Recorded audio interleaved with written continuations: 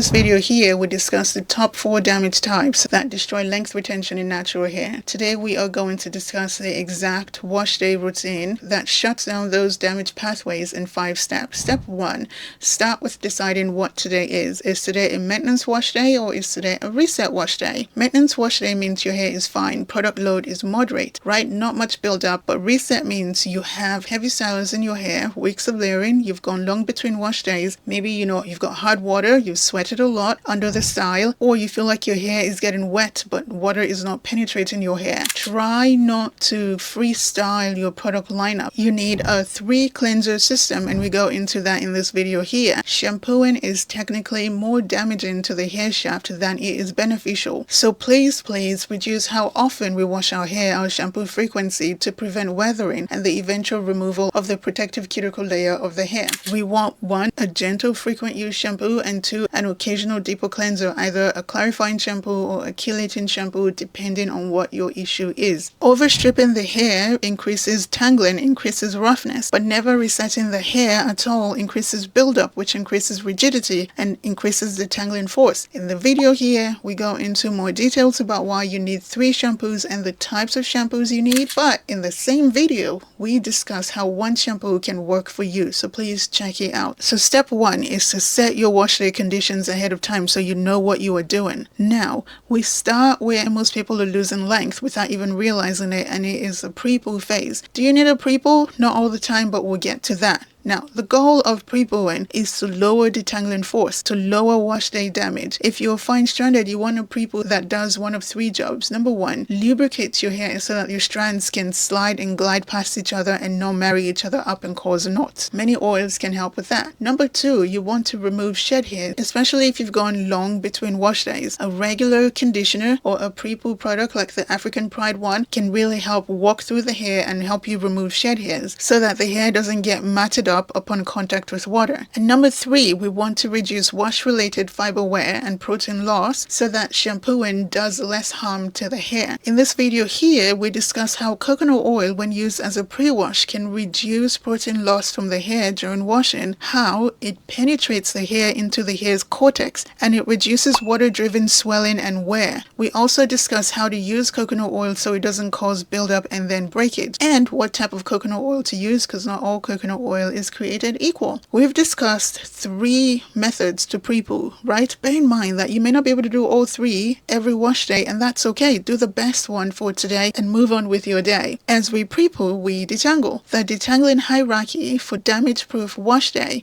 is water plus slip plus sections plus ends first plus patience. We need a lot of things. Hair damage accumulates, so sometimes the damage we see today is as a result of things that we did last week or 2 months ago, right? So we want to be intentional and gentle every wash day. So even though it is nice to wash your hair every week, on this channel I suggest that you wash your hair as often as you can so you can be gentle at every phase. Otherwise, we are walking around with damage from 6 months ago, and now we've become gentle but our hair is still breaking from what we did to it last year. So stick to what you can commit to and commit to that so we can be gentle. Now, hair damage accumulates when you repeatedly apply force at small points along the hair fiber. Detangling is where hair damage happens the most, and we want a product that reduces force and friction at the surface of the hair. So first, work in sections depending on how much hair you have. I don't have a lot of hair, which is great, so I can easily get through my hair quickly. If you have a lot of hair, I understand how that could take a long time to pre-poo and then to get your hair washed and everything, so just give it the time it takes. But we want a pre-poo that stops the strands from wrapping around each other. We want slide, we want glide, we want slip. Next, we want to work in one section, saturate with the product with water, conditioner, whatever you're using. Take your time. We want glide. We don't want a butter that sits on your hair, right? We want glide. Detangle with your fingers first, and then a wide tooth comb if you use a comb or brush. Again, starting at the ends, working your way upwards, being as gentle as possible. If you feel like you're yanking your hair, please don't push through knots. This is why I say move wash day to when you have the time, the patience, and the energy, and when your tummy is full. Problem with mechanical damage, with heat damage, with many kinds of damages is that it is cumulative, so we want to be as gentle as possible. Number 4, once your section is detangled, clip it away, put it in a bantu knot so it doesn't retangle on itself while you work on other sections.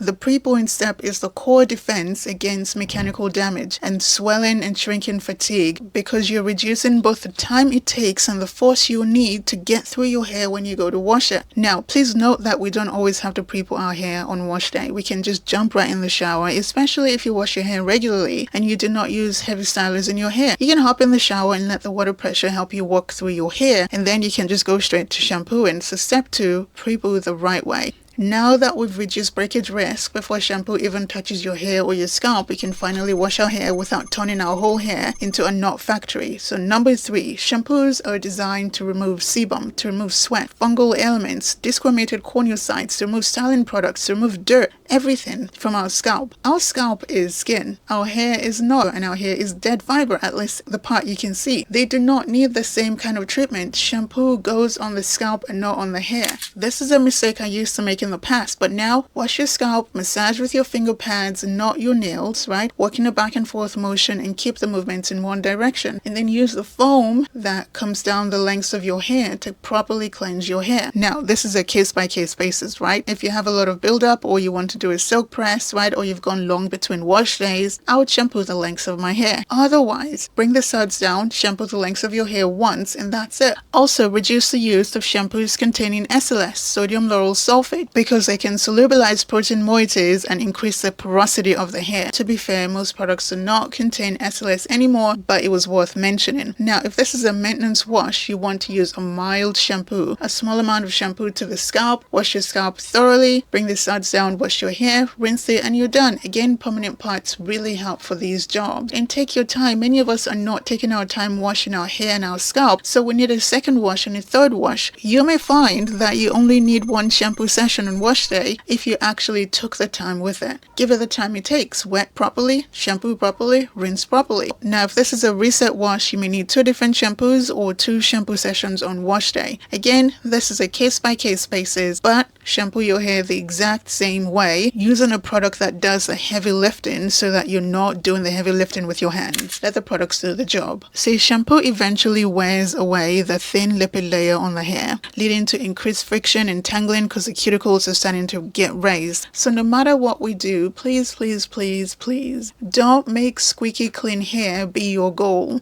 Wet abrasion during shampoo is a primary cause of jagged scales and complete cuticle loss. So squeakiness, I mean, it sounds nice and we feel like we're doing our hair a favor, but it's overstripping our hair and it's causing tangles later. So step number 3 is to shampoo without destroying the length of your hair. Step 4 is detangling.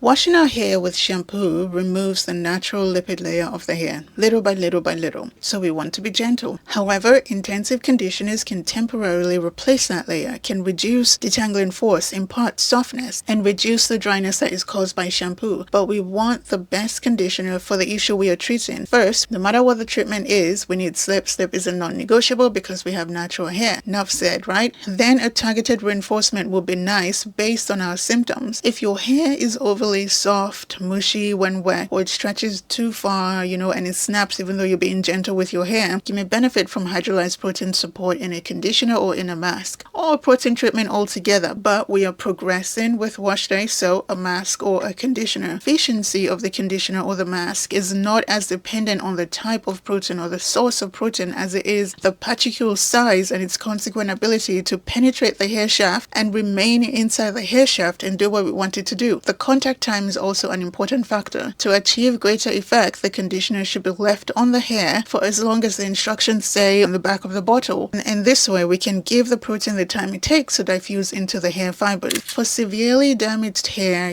very dry, chronically dry, leaving your conditioners on or your deep conditioners for 20 to 30 minutes with heat will allow proteins and other active ingredients to diffuse more deeply into the hair fibers rather than just putting it on and rinsing. I do that because look, I just do not have the time. When I have the time, I sit down under the dryer. When I don't, I just use it to detangle in the shower. It is what it is. But heat will help the active active ingredients penetrate the hair shafts even better. As for detangling, we want to reduce tension, minimize wet manipulation. Wet hair is more susceptible to damage than dry hair because hydrogen bonds in the hair are broken by water, allowing the hair to stretch to breaking point more easily. Use proper tools to detangle. If you're using a tool, please use a wide tooth comb or a brush that goes through your hair with minimal force. I stopped using tools altogether, combs and brushes, and now I strictly finger detangle because most of the breakage I saw in my hair and the weathering I saw in my hair was self-inflicted. I can't even blame anyone. Self-inflicted. I was detangling too aggressively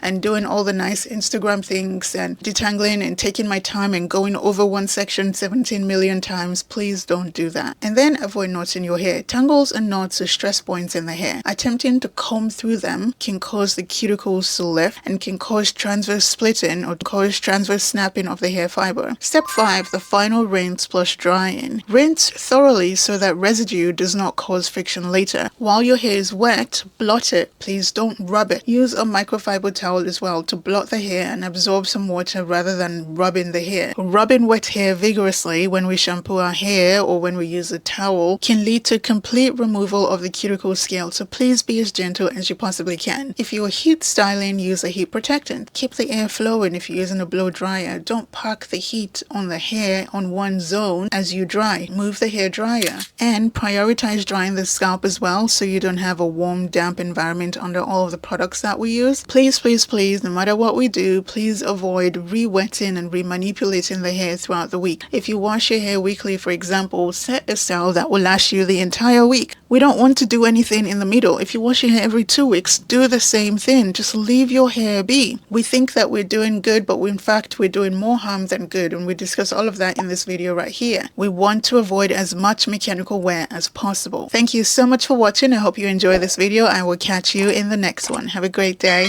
Bye.